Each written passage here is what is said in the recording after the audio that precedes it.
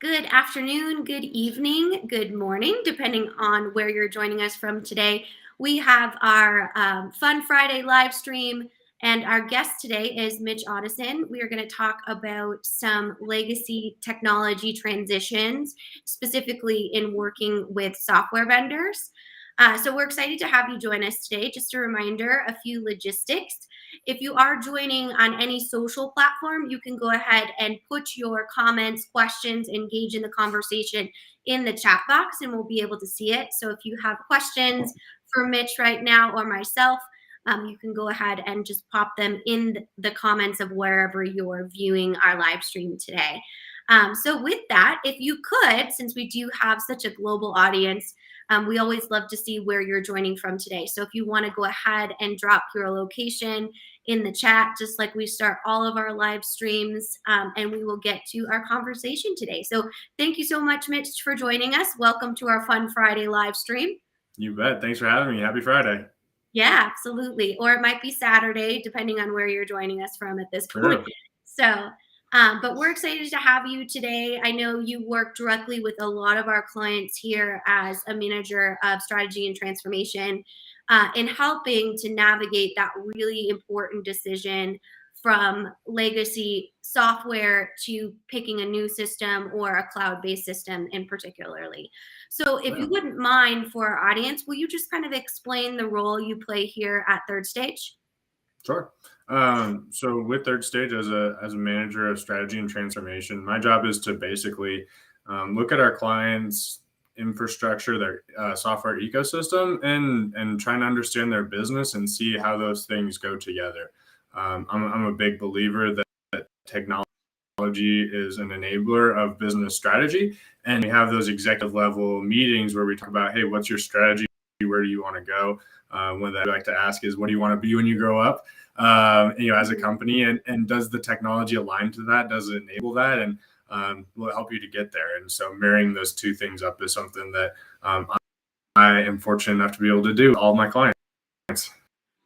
Absolutely. Well, Mitch is so high in demand. I actually just got off of a call before this where people were fighting over Mitch. So very excited to have his time today and be able to have that conversation. So when we're talking about specifically when a client comes to you with a legacy system and they're considering transitioning to a new system, whether it's on-premise, cloud-based, those types of things, what are some of the main considerations that you encourage them to explore before making the commitment to that digital transformation? Yeah, I like to look at, A, what are you doing today and what are you trying to do? And then B, kind of looking at where's the rest of your technology? Where do you see your strategy going? How do you see technology enabling that strategy? So I know that cloud is a hot topic right now. And as folks, went remote for a while and are now starting to come back, there are people questioning, can I stick with my on-premise? Can I, do I have to go cloud to be able to support a remote or a hybrid workforce? So I think looking at where you're at and where you want to go are some of the major considerations that we look at. And then security is also a big thing that gets folded into the conversation because it's not going away anytime soon. It is more and more of a risk every single day, your security posture. And so it's something that we need to be looking at and questioning our clients on what they're doing and how they're going about doing things. Absolutely. Yeah, I think that's a great high level overview, especially because transitioning from your legacy system is a huge undertaking. It's a massive overhaul project that will ripple down to every branch of your organization. So in knowing that, what are some of the things that you see now as trends in the overall software industry when it comes to sunsetting legacy systems? Well, in general, there's two things that I see that are really pushing the transformations and sometimes forcing our clients' hands. One is the vendors. The vendors are saying, hey, you're on a legacy platform and we need to get it off of it. Either they're losing support, the investment being made there, they're stopping to continue security patches and exposing the concept and idea of scaling with the cloud. So the ability to expand your presence for relatively cheap rather than the cost of going and buying new servers and spinning things up and the burden of VPNs for your team. They're able to go through it and scale pretty quickly and fast with some cloud infrastructure. So and so it really just depends on where you're getting the pressure from and how you react to it. So what if you are an organization, maybe a mid-sized organization that might not be quite ready to transition? Maybe they don't have the budget, the resources, or they just don't feel as though the organization can tolerate that right now. How would you suggest that they work with a software vendor that might be coming to them saying, hey, we're going to sunset your system and we're only going to sell the cloud-based systems now? What type of situations how do you address those types of situations?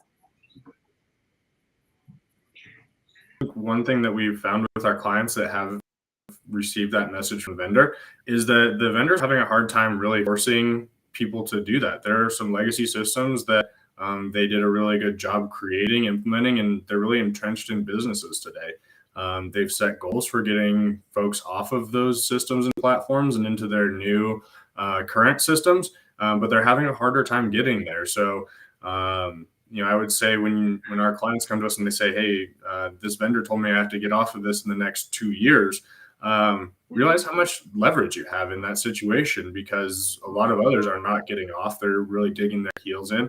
And so you do have quite a bit of leverage if it is right for you to get a really good deal on some software that can really enable future growth.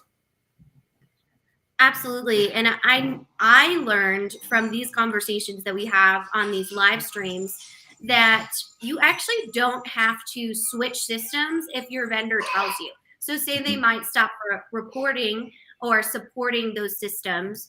That doesn't mean that essentially an organization has to make that transition as well. And I think that's kind of an unknown option within our overall industry. Yeah. And with that, I recommend all my clients know your risk exposure. Understanding if they're going to stop the security patches that go into the software, if they own it, that might be a problem. If you own it and it's current and you're responsible for the security and you can make sure that things are locked down because it's behind your firewall, you're probably not as exposed as some of the others that have a managed service through the vendor. So understanding where the line of responsibility falls and what you can do about it is really helping hold out for a little bit longer if you really need to accelerate your information and maybe make a jump, because there's more risk than it's worth to stay on the legacy. Absolutely. And I think that's an exercise that is healthy no matter if you're going to migrate your overall system and processes to a new technology, or you're going to say just that overall consolidation of strategies, of processes, and an audit of your technology. You mentioned cybersecurity, and that's one of the main open doors when you do have an older technology and you haven't taken the time to audit or update those applications. Say you're using a different bolt-on application for other areas of your business. We know that kind of leaves the door open to cyber attacks a lot of the time. So I wanted to kind of jump into when you have decided that you're going to move from a legacy system to one of the hot new cloud-based system that your vendor is kind of pushing. What are some considerations when moving from, say, an on-premise or a hybrid legacy system to a fully cloud-based system?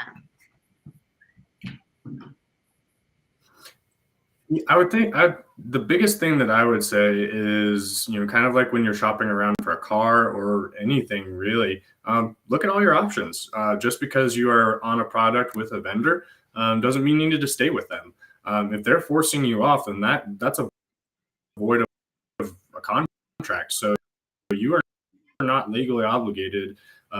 Check your legal. We're not legally obligated to stay with that vendor, and let them know that you're shopping around. Let them know and make sure that they know it's a competitive situation, and that they need to re-earn your business. You're not stuck with them.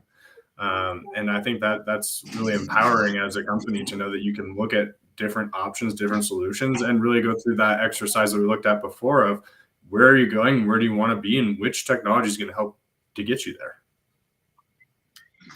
And when we look at evaluating different technologies or even your same vendor with a newer system, what are some things that a business really needs to be aware of, have knowledge of when it comes to their own business to effectively choose a software system that's going to meet their current and future needs? Yeah, we like to do requirements mapping and looking at, what is it that I'm doing today? What would I like to do tomorrow? We call them future state requirements, and really mapping which one of these future state requirements are absolutely necessary, which ones keep the lights on, because that's really important in a transformation. It doesn't matter if you find the new hot software that's going to be the greatest thing once it's six, that you need to keep your business continuity going. So I like to look at the mandatories from a continuity standpoint, and then also look at those key features. And there's always a few key features that really differentiate a software from another to help support that future growth. So if it's better insight into your business, if it is a new capability, moving to a new costing method, whatever it is, understanding what's important to you and looking at it from that lens is really important, rather than the lens of the vendors where they're going to try and tell you, here's the new hot thing. It's all about what's in it for you and what makes the most impact on your business. And with cloud specifically, just digging into that, if say you don't have a cloud system now, what are some main red flags, considerations to just ensure that your company has the capability to use the cloud effectively? Yeah, that's a great question. And I think that that's an area where we really help our clients, is to understand the roles and responsibilities of the vendor, your IT organization, and then whoever's doing the hosting. So a lot of times these are being hosted on Amazon, AWS, on Azure, on Oracle, and understanding who's responsible for what, and aligning your organization to fill the gaps, because there's always gaps when it comes to cloud computing. Making sure you have coverage and that you get the most 360 comprehensive evaluation of your exposure. It is the best way to do that. And it's a long process. It is, it's pretty detail oriented. But once you go through it, it's so helpful to just know exactly where you stand, where you're exposed, and what you can do about it. Definitely. I think that's a great overview. And then when it comes to a lot of our global clients and say emerging markets, I know the cloud can be something that can be more of a challenge just to connectivity. So can you speak to what you should consider or evaluate for your business if you might be in a marketplace that is still establishing that connectivity infrastructure? Yeah. Products out there in the network and infrastructure can help in that situation. That's something where oftentimes, if you bring that up to the vendors, they'll be able to connect you with another company that has built something specifically for that product and for that geographic area. So just asking the question of what's out there and raising that concern. I think so many times folks are guarded when it comes to their conversations with their vendors. But I like to put them into a problem-solving mode for me.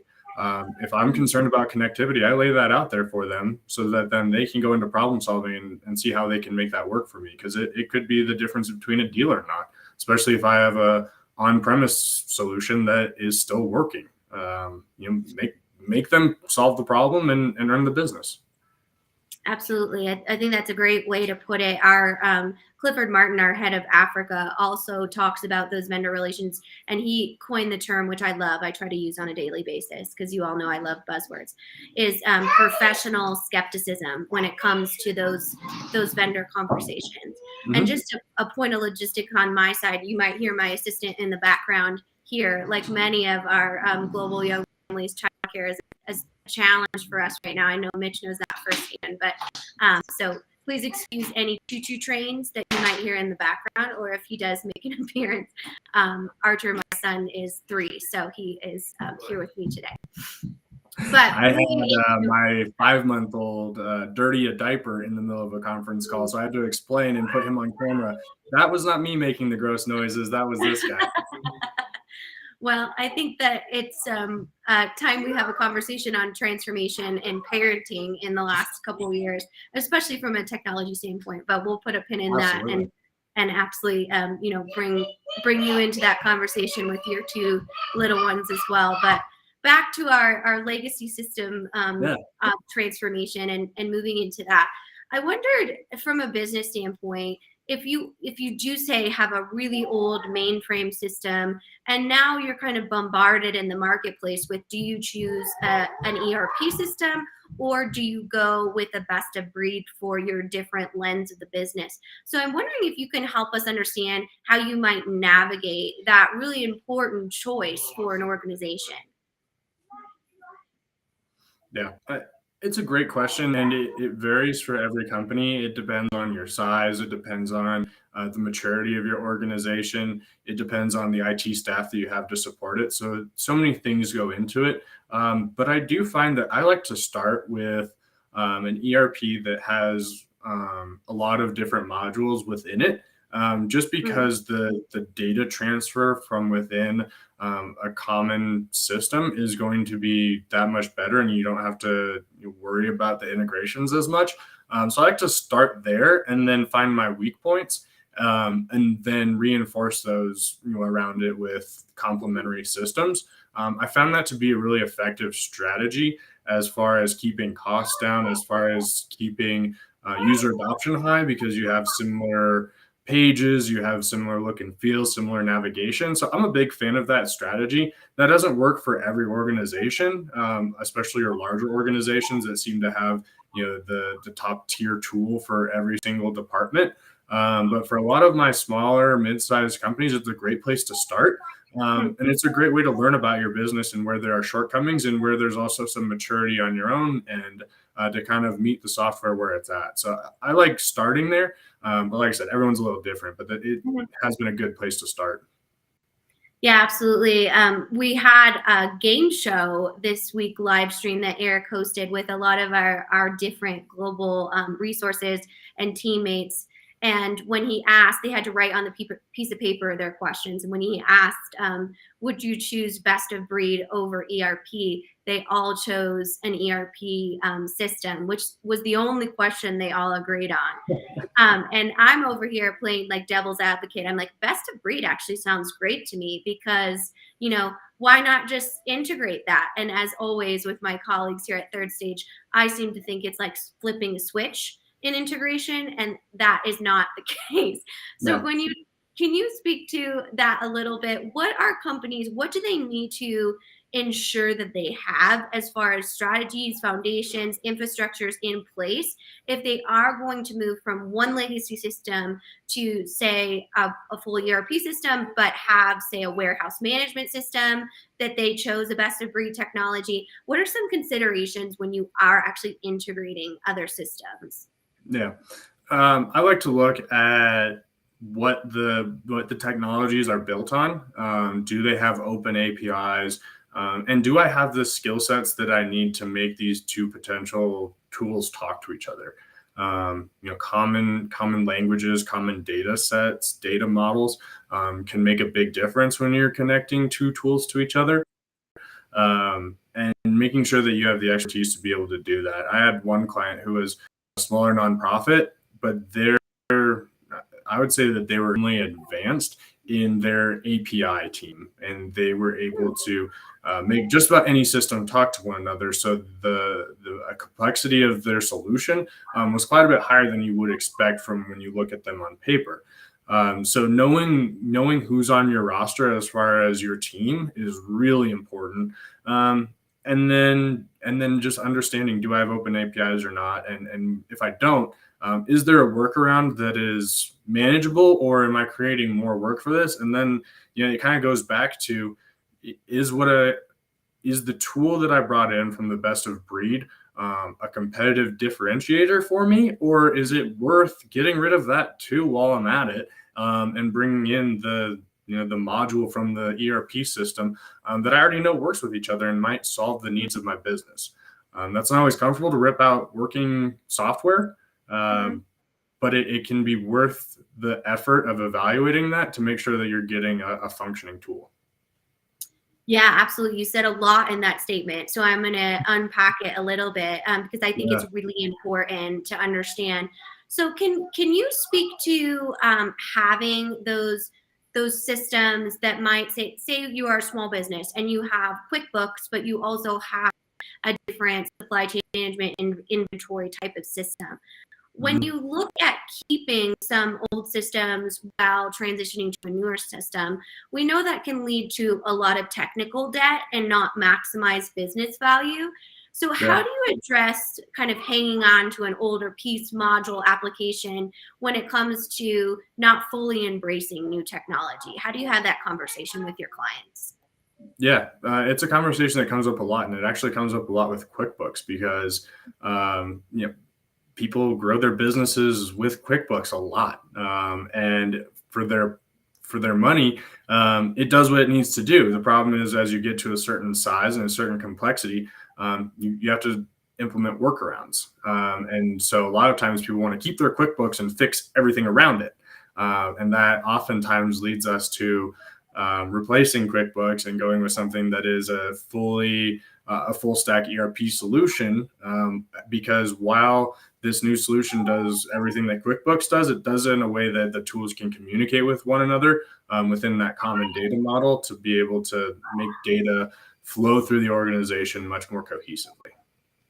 Absolutely. And shameless plug here, but next week we will have on our Fun Friday live stream Christy Barber, who is our small business specialist, and she's actually talking about the UK is actually ending their QuickBooks desktop support and moving to only the online version. So if you are a QuickBooks user, definitely check that out, or you're considering QuickBooks for your business. We're going to talk about all things QuickBooks. So, and shameless plug there for our That'll be a next good live. one. Yeah, it'll be a fun one for sure. But you also mentioned data a Mhm. lot when you're talking about considering a software solutions or solution. Um, what are some of the data management tactics, the data architecture, those types of things that you really need to have in place if you are going to have two different systems talk to each other? And to build on that, also, if you're going to move your data from an on premise solution to the cloud. Yeah. I like to look at the flow of data and how it comes into a tool, what it then is being used for in the new tool where it is not native, and just really understanding the flow of data as it relates to maybe moving over to a new system. That's really important. Also, the data cleansing process and procedure is really not fun. It's not a fun one at all, but it is so valuable. Mhm. Just it makes user adoption so much better when they see that the data is there in a way that they're familiar with seeing it. They trust the data that goes in. And if you say, we'll clean it up in the new system, uh, that's a red flag that Yeah. doesn't work, and you're going to spend so much more time doing that process, which is so much worse than data cleansing and cleanup, um, than it is up front. So definitely go through that exercise. It's painful, but it's worth it. So, what if you're a business and you're not sure how to activate a data cleansing initiative or say audit your legacy system data? Do I know if this data is good enough and healthy enough to go into a cloud-based system and really create actionable business value? How do you know, or how do you start that process? Yeah, I would say first, don't hesitate to call us. If we're gonna have a shameless plug, I Yeah, think that there you that's go. I that's love that's a great way where we add value for our clients. Is we ask a lot of the questions. We look at the data with our clients and look at the reports that they use. And generally, by looking at the outputs of the data, you have a pretty good understanding of what's coming in, what's possible, where there might be shortcomings. Again, looking at a process map, and looking at people's roles and what they do on a daily basis to produce the reports that they need, or to produce the data that they need, you can find out pretty quickly if things are broken, because they're taking things out of the system, manipulating in Excel, plugging it back into the system. So looking for those types of manual processes within your system tells you that you might have some data issues that you need to clean up, because you can't run and do the things you need to do without manual overrides or manipulations. Yeah, and I'll just drive home that point of what if you don't do that before you get a new system, a lot of times that's when our clients engage with us, because they've purchased this shiny new system. However, it does not do half of the things that the software vendor sold them on. Not because the software vendor lied to them, right? But because their data optimization strategies aren't effectively optimizing the system.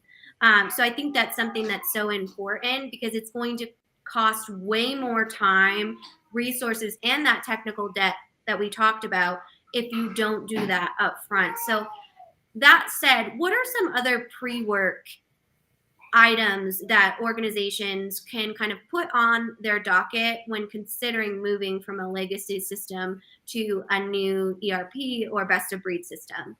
Yeah, I like the idea of standing up a central data repository. I like having that backup available. I like having going that really helps to familiarize people with the data and to better understand it. So setting things up generally does help you get ready for success when you're layering a new database on top of it, or using an ETL process, extract, transfer, load, into a new database. Just that familiarity with the data by going through and setting that up. Not only is it valuable for you, to have your data and have it backed up, but it's also you're going to get that much more out of your new system once it is up and running. So we had some clients that had already started that process before they brought us in, and they were just light years ahead of some of our other clients and where they're at, because they knew their data inside and out. They knew what was good. They knew what wasn't. They knew where to focus their efforts, and they knew where they wanted to draw the line of what historical data they wanted to bring over and what they didn't. Yeah, I think that that can really speed up your overall implementation and create a greater success rate for actually utilizing the software to its maximum potential. So Mhm. I think that definitely is something that's really important. The other thing I want to ask when we kind of switch gears and talking about the choice of moving from a legacy technology to a new technology, I think a lot of times we experience a misalignment on the executive team. One stakeholder might really like the legacy technology, or a lot of times CFOs, cough cough, might not want to spend the money, to buy this new system and the resources that it's going to take to implement it. So, Mhm. how do you create that alignment on the executive side to ensure that you can help a client choose, hey, we're going to stay with our legacy system for the next 5 years, or we're going to go ahead in the next 5 years and implement D365 or something like that? Yeah. I'm a big fan of having clear executive alignment. And one of the ways that we do that is by going through our executive workshops and making sure that there is an executive sponsor, and making sure that's the right executive sponsor. Mhm. That person plays a critical role in making sure that key decisions make their way up through an organization, and can be tiebreakers. And generally, it's not that uncommon where a CIO will call us up, and really it's more a COO or someone in more that operations role that really needs to be the champion. Mhm. And we have that tough conversation with the CIO that says, hey, you have an important role to play on this. Thanks for bringing us in, but you aren't the person to drive this project home. Mhm. That's not a fun conversation, but when we say the success of the project depends on the right person, leading and guiding this, who, a lot of times those operations folks will report to anyways, and is a natural tiebreaker. We get a lot of positive movement and momentum by having the right person in the right role. Yeah, and I think that's part of our job, right? We come in and we're there to be the business's advocate, Mhm. not the person that just hired us. Obviously, everyone is involved in these different conversations, but a lot of times it just needs to be the right person to activate that holistic approach. So the Yeah. people, the process, and the technology, right? Yeah. So kind of trickling down the organization, we have that executive alignment, kind of made that decision to move to a new system. What does an organization need to anticipate as far as resources in going into selecting a new software, implementing it, and really taking it to that third stage? Yeah. I would say that there's a significant difference between the selection process and the implementation process. A lot of times, our clients will, spin up an A team of people to go through and do the selection. And the selection, it generally is lighter than the implementation. It's not as far reaching. Mhm. So when we come back and we say, hey, we need your A team that you put together and more, that can be a shock, and people will try and power through it. They say, hey, I trust my A team and I want to keep going with it. But the more people that you can have that have the right roles and responsibilities, that have had their jobs backfilled, that they can really dedicate their time and attention to a project and a transformation like this, the more likely you're going to find success. And I think that is something that a lot of times businesses don't anticipate, and we kind of coach them through that conversation. What about, I think it's total human nature or organizational nature to pick your top performers within the organization to be a part of this project team, but not realizing that that often takes away from their top performing day job, right? So, Right. how do you balance that? Obviously, you want that A team that you mentioned, but you also have to keep any disruption from happening in the overall day-to-day processes for the organization. So how do you handle that? Yeah, that's a really good question. We've run into both sides of that, where someone puts together an absolute A team, but they didn't have their roles properly backfilled, so they were trying to do too much and they got burnt out. Mhm. We also saw a situation where you took everyone's number twos and you put them on this project and you let their A team stay with doing what they're doing, and the A team felt left out of strategic decisions, and it didn't go well. So I think it's finding the right balance of who can I take off of this full time, who has people in place behind them to be able to support backfilling their roles and responsibilities, and who can I lean on to maybe take on a little bit more than what their job is now, but they're in a position to backfill them, but I need them on this project. It's finding that mix of people. And so usually you don't have an A+ team on this. I find that, a B+ A- team is good enough, because it actually, it's a good mix of people and their roles and their perspectives that can oftentimes be stronger than an A team on paper, if that makes sense. Yeah, I think so. And a lot of times, our role, right, in that conversation is helping to identify that overall structure. Mhm. Because we have seen both examples, as you just mentioned. We've seen organizations that go hard into saying, like, I'm gonna have my best people, this can be great, and it will be great. But the fact is, you still have to create revenue to pay for your new system. That's the Yeah, point, right, of right. an overall business structure. And then on the other hand, they might take an employee that doesn't have a ton of workload right now and put them in a situation that's going to completely overwhelm them in that. So a lot of times we come in and create those org charts and kind of help you identify those stakeholders. So speaking of employee burnout, we did a live stream a few weeks back with Brianne Peterson, who is an industrial psychologist, that taught us about what actually burnout symptoms look like. So Yeah. I'm wondering how you help from a project planning perspective. Organizations understand that this is a huge undertaking and you cannot just slate someone for 60 hours a week to do that, or you won't achieve any sort of success. Yeah. Really, it's getting to know the team. It's getting to know their personalities, getting to know their team dynamic, and really, when we go through this and we've signed before we sign a contract with a vendor, we'll ask them for their staffing plan. and that is what they expect from the client and what the vendor is going to bring to the table.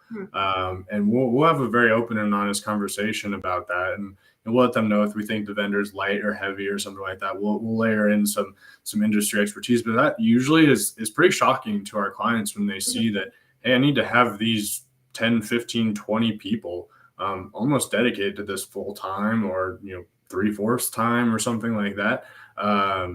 So getting to know them and having that conversation is really helpful. And we try and have that conversation up front early and often, and plug it in as much as we can, because you can't always at the drop of a hat just, you're on this full time now. It's not that easy. So the earlier we're having that conversation and letting them know, and then it shouldn't be a surprise when they see the staffing model exercise.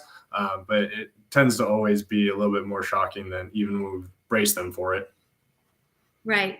Definitely. I think that would probably be shocking to me as well. So I totally understand. Yeah. So we touched on the decision making and the strategy and kind of the overall structure of the team. So I want to transition to talk a little bit about some of the navigations or the case studies that you've seen, and maybe you can give us some examples of systems that your clients have moved from a legacy system to either a cloud-based system or a newer system, and maybe give us a quick case study of that journey.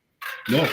I had one client somewhat recently that they were a chemical manufacturer, and they were on Great Plains, which is a legacy Microsoft product that they've been in the process of sunsetting for 5 years now, and I think they'll probably finally get people off in the next 5 to 10 years. People love that system. It was a very strong financial system. You talked about CFOs that cling to some legacy systems. I mean, this was that case. And so when going through and evaluating their business, we identified a ton of manual workarounds. We identified some potential staff reallocations where we say, hey, instead of your accounting team pulling this data out, crunching numbers for half of their day job, we can automate this. And really seeing the power behind that allowed them to feel confident in going through a selection process. From there, we let Microsoft know we're looking at upgrading into one of your potential products, but we're also looking at a few others. And so by doing that and letting them know that it's a open evaluation, we got really good pricing from Microsoft. We got very strong pricing from the other vendors because they knew, hey, we have an opportunity to win some business, but we have to be aggressive because Microsoft is going to be aggressive. So that was actually one of the best priced software selections that I've ever come across, because everyone knew that they had to be incredibly aggressive to win the business because they were coming off of a legacy system. It really is a good buying opportunity if you can make the case for spending what you spend and can achieve that ROI. Absolutely. And so in that specific cycle, did they end up choosing a different software, or did they go with the legacy vendor? They went with the legacy vendor. They went with Microsoft's Business Central. And they were able to do so because they had a couple of third-party solutions that worked really well with Business Central. And they were able to take advantage of existing functionality that wasn't supported by Great Plains, but was by Business Central with that third-party software. And they were able to get really close to real-time data, which was a major pain point for them. They weren't able to get insight into their manufacturing process until a month or two after it happened. Now they'll know a few hours after it happened what's going on the floor. Yeah, definitely. He has a lot of thoughts on legacy systems, so don't mind him. But so that's interesting in that situation. And we talk a lot about Microsoft Great Plains and the transition there. We have a blog on it if you're interested in learning more. And we also have a sunsetting Microsoft Great Plains YouTube video as well. So just for our audience, if you are interested in that, because that is a common thread that we talk with our clients now.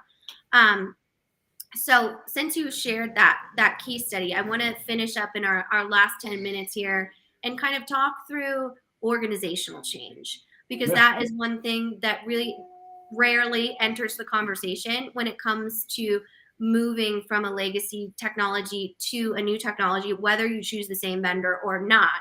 There's going to be process changes, there's going to be roles and responsibilities that are changing. So, how important is change management when considering moving from a legacy technology to a newer technology? Oh, it's huge. I think you'll find in a lot of legacy solutions, it was very much commonplace, 5, 10, 15 years ago to heavily customize your software to meet your business where it was at. Today, we tell our clients to, amend your business processes to meet where the software is at. That's a major shift. And so by looking at that, you'll find that there are a ton of manual processes that you have today that your folks are running, and they've never really known any different because that's the way it's always been done. So when you now have the power of automation and a lack of customization, there are a lot of roles and processes and procedures that just go away entirely. And so people's jobs can change and shift pretty dramatically. That's exciting. That's a big opportunity, but it's also scary for the people who have to take on that change. So being able to navigate that well and let people know, hey, you still have a job that's going to look a little different, and get them excited about what the future holds is huge. Reallocating staff is never easy. But in this very competitive job market, keeping the people that you have, keeping them happy and keeping them engaged is great. And a lot of times they hate doing the manual work anyways, but navigating that situation is tough. So that's a lot of fun to help our clients through that, because you know that you're making an impact with people in their lives. Sure. And we know those are all great points. And we know that ultimately, if you don't have high user adoption and no one's utilizing your system, then there's no way you can achieve the ROI that you put Right. into purchasing the technology. So I'm interested to kind of dig into this a little bit, especially when moving from a legacy technology. A lot of times, our executive stakeholders unintentionally go into just telling the organization because they're excited about it. And the organization can really suffer these shock waves of fear because the messaging was not intentional or really thought through. So, what is the best way to communicate with your organization as a leader that you will be going through this transition in a way that won't create a lot of resistance or disruption for your overall day-to-day workforce? Yeah, that happens so commonly where someone will come out and just, here it is, we're doing it. And there's no detail about what that means for me. So I think having those conversations and being brutally honest with people is the best way to handle it. One of my clients, we coached them and said, hey, your job's going to change. We don't know exactly how it's going to change, but we'll keep you'll be involved in the process, and you'll get to see where things go, and get to kind of pick and choose what is exciting for you. Has been a very effective way to navigate that change. There's also no such thing as too much communication. Mhm. I'm a big fan of blasting things out in different mediums to hit the different ways that people communicate. So we had a client where we were trying to communicate this change, and they had 5 or 6 distribution channels for different content for their Mhm. people in the field, their people in the office, their people that work night shifts. No one's going to receive and digest the information in the same way.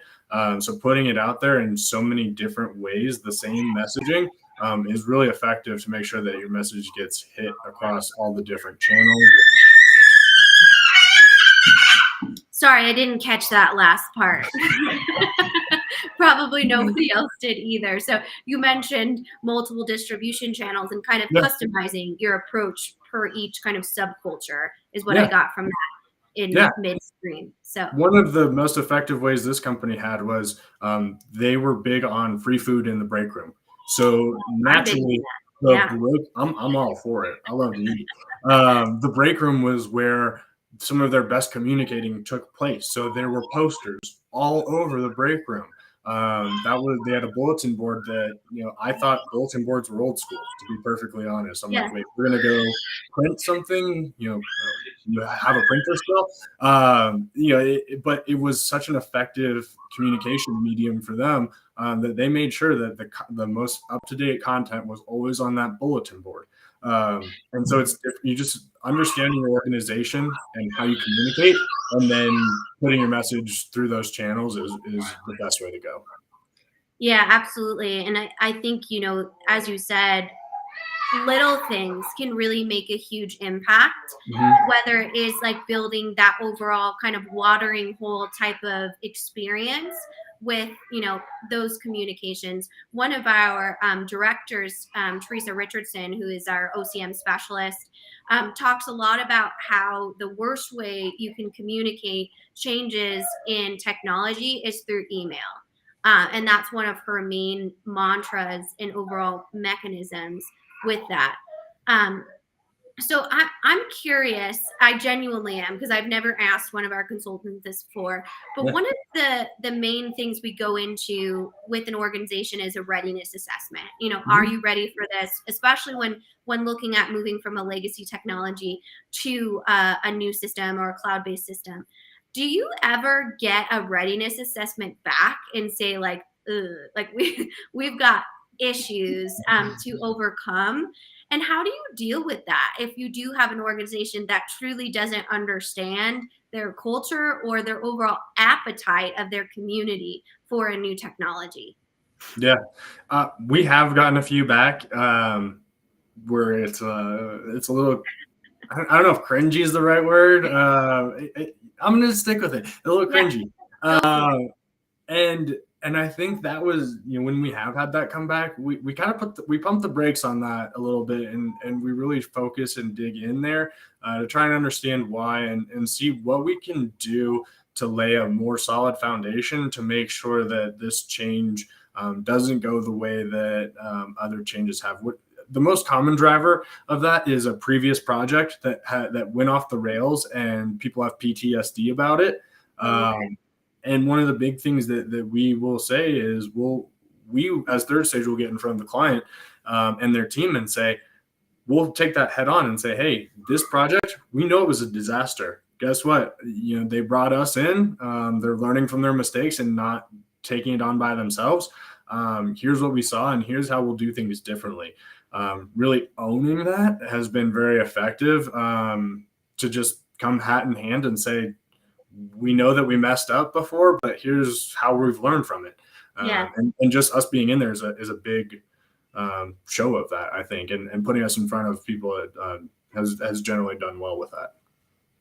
I could only imagine when we were interviewing the head of Lockheed Martin, their HR team, we asked a lot, Eric and I, about how you measure the success or the overall business value of the project. And he said attrition. And then he schooled me in learning that you actually can measure trust of your ability to implement a new technology or transition from a legacy system to a new system, because you'll look at it through employee attrition.